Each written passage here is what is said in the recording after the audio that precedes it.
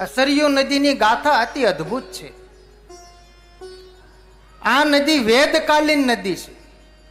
ઋગ્વેદમાં સરયુ નદીના ખૂબ ગુણગાન ગવાયા છે. ગંગાજી ભગવાનના ચરણમાંથી પ્રગટ થયા, જ્યારે સરયુજી ભગવાનના નેત્રમાંથી પ્રગટ થયા છે. અતિ અદ્ભુત દિવ્ય ગાથા છે. ભગવાનના નેત્રમાંથી સરયુ કઈ રીતે પ્રગટ થયા, અને ભારતભરની જે નદીઓ છે એ વંદનીય પૂજનીય છે. શા માટે? તો કે ભગવાનના અંગમાંથી પ્રગટ થયેલી છે. એટલે નદીઓને પણ આપણે વંદન કરીએ છીએ, નદીઓનું આપણે પૂજન કરીએ છીએ, એ નદીઓમાં આપણે સ્નાન કરીએ છીએ, એનો મહિમા સમજીએ છીએ.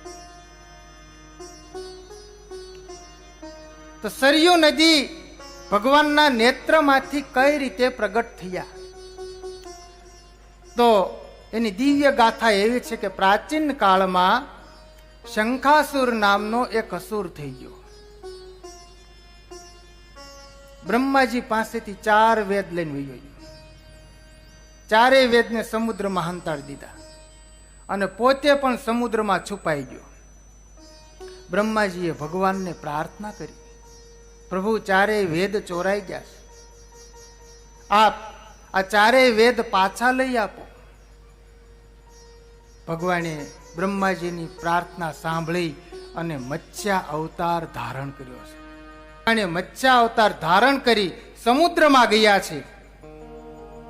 સમુદ્રમાં છુપાયેલા શંખાસુરને બહાર કાઢ્યો, લડાઈ થઈ, એનો વધ કર્યો, અને ભગવાન 4 વેદને લઈ અને બ્રહ્માજીને સોંપ્યા છે.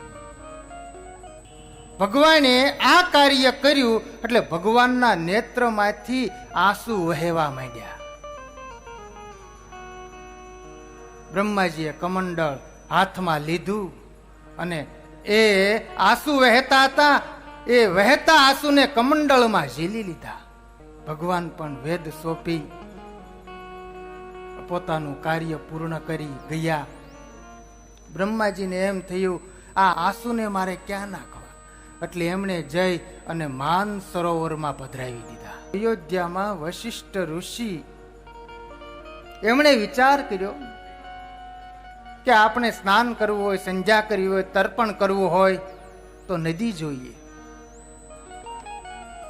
તો નદી હોય તો સારું, એટલે ઘોર તપશ્ચર્યા કરવા માંડ્યા. તપશ્ચર્યા કરી બ્રહ્માજી પ્રસન્ન થયા.